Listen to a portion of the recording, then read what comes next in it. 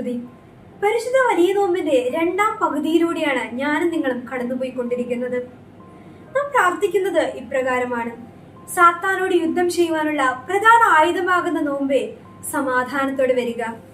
എന്നാൽ ഞാനും നിങ്ങളും ഇന്ന് ജീവിക്കുന്നത് സമാധാനം നഷ്ടപ്പെട്ട ഒരു സമൂഹത്തിലാണ്. ജീവിതയാത്രയിൽ മനുഷ്യൻ സ്വന്തം സുഖങ്ങൾക്കും സൗകര്യങ്ങൾക്കും താല്പര്യങ്ങൾക്കും വേണ്ടി എന്തും ചെയ്യുവാൻ മടിക്കാത്തൊരു കാലഘട്ടം, ആരെയും ഉപദ്രവിക്കുവാൻ മടിക്കാത്തൊരു കാലഘട്ടം. അപ്പോസ്തല പ്രവർത്തികൾ 9:4, ശൗവലേ ശൗവലേ, നീ എന്തിനാണ് എന്നെ ഉപദ്രവിക്കുന്നത്? വർഷങ്ങൾക്ക് മുമ്പ് യേശുക്രിസ്തു ശൗവലിനോട് ചോദിക്കുന്ന ചോദ്യമാണിത്. എന്നാൽ ഇത് ഇന്ന് നമ്മുടെ സമൂഹത്തിൽ ഇങ്ങനെ മുഴങ്ങി കേൾക്കുകയാണ്.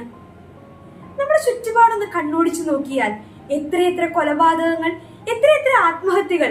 ഞാനും നിങ്ങൾ ഉൾപ്പെടുന്ന ഈ യുവതലമുറയിൽ എത്രയോ പേരാണ് ലഹരിക്ക് അടിമപ്പെട്ട് സ്വയം നശിക്കുന്നത്.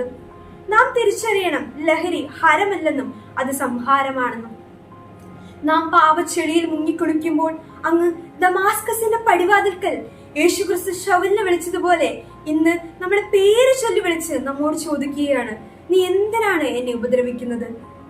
നമ്മുടെ ജീവിതം കൊണ്ട് യാതൊരു നേട്ടങ്ങളുമില്ലാതെ കോട്ടങ്ങൾ മാത്രമാണോ ഉള്ളതെന്ന് തിരിച്ചറിയേണ്ടതിനും ചിന്തിക്കേണ്ടതിനും വേണ്ടിയാണ് ഇത് ഞാൻ നിങ്ങളുമായി പങ്കുവയ്ക്കുന്നത്. ദൈവം നമുക്ക് നൽകിയ ഏറ്റവും വലിയ അനുഗ്രഹം അത് സ്വാതന്ത്ര്യമാണ്. എന്നാൽ അത് മനുഷ്യൻ വേണ്ട രീതിയിൽ പ്രയോജനപ്പെടുത്താത്തത് കൊണ്ടാണ് നാം ഇന്ന് പലപ്പോഴും പരാജയപ്പെട്ടു പോകുന്നത്. പ്രശസ്തനായ ലിയോ ടോൾസ്റ്റോയുടെ ഒരു കഥയുടെ രത്ന ചുരുക്കം ഇപ്രകാരമാണ്: ഒരു മനുഷ്യൻ വഞ്ചിയിൽ അക്കരയെ ലക്ഷ്യമാക്കിക്കൊണ്ട് തുഴഞ്ഞുകൊണ്ടിരിക്കുകയാണ്. ഒഴുക്കിനെതിരെയാണ് അദ്ദേഹം തുഴയുന്നത്. എന്നാൽ അദ്ദേഹം ശ്രദ്ധിക്കുകയാണ്, അദ്ദേഹം അല്ലാതെ മറ്റെല്ലാവരും ഒഴുക്കിന് അനുകൂലമായിട്ടാണ് പോയിക്കൊണ്ടിരിക്കുന്നത്. അപ്പൊ അദ്ദേഹം ചിന്തിക്കുകയാണ്, ഞാൻ മാത്രം എന്തിനാണ് ഇത്ര കഷ്ടപ്പെട്ട് ഒഴുക്കിനെ വകഞ്ഞു മാറ്റിക്കൊണ്ട് പോകുന്നതെന്ന് പറഞ്ഞ് അദ്ദേഹവും അവരുടെ കൂടെ കൂടുകയാണ്. എന്നാൽ അദ്ദേഹത്തിന് മുൻപേ പോയിരുന്നവരെല്ലാവരും ഒരു വെള്ളച്ചാട്ടത്തിലേക്ക് കുതിച്ചു വീഴുകയാണ്. അക്കരെയായിരുന്നു അദ്ദേഹത്തിന്റെ ലക്ഷ്യം. എന്നാൽ അദ്ദേഹം അത് മറന്നു സഞ്ചരിച്ചു. നാം ഇന്ന് ഇങ്ങനെയാണ്. ദൈവഹിതം എന്തെന്ന് തിരിച്ചറിയാതെ, ദൈവാശ്രയത്തിൽ നിന്ന് വിട്ടുമാറി, നമ്മുടെ ലക്ഷ്യം അറിയാതെ, എവിടേക്കാണ് പോകേണ്ടതെന്ന് അറിയാതെ സഞ്ചരിക്കുകയാണ്.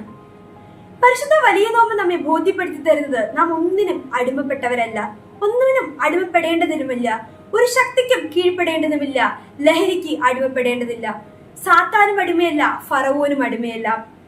നാം നമ്മുടെ പാപക്കറകളെ തുടച്ചു നീക്കിക്കൊണ്ട് പരിശുദ്ധനായ പൗലോസ്ലീഹ റോമർക്ക് എഴുതിയ ലേഖനം 12-ാം അധ്യായം അതിന്റെ 2-ാം വാക്യത്തിൽ പറയുന്നത് പോലെ, ഈ ലോകത്തിന് അനുരൂപമാകാതെ നന്മയും പ്രസാദവും പൂർണ്ണതയുമുള്ള ദൈവഹിതം എന്തെന്ന് തിരിച്ചറിയേണ്ടതിന് നമ്മുടെ മനസ്സുകളെ പുതുക്കി രൂപാന്തരപ്പെട്ടുകൊണ്ട് കാൽവരിയിൽ നമ്മെ മാടി വിളിക്കുന്ന ആ ക്രൂശിനോട് ചേർന്നിരിക്കാം.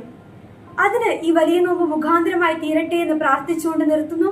ദൈവ തിരുനാമം മാത്രം മഹത്വപ്പെടുമാറാകട്ടെ.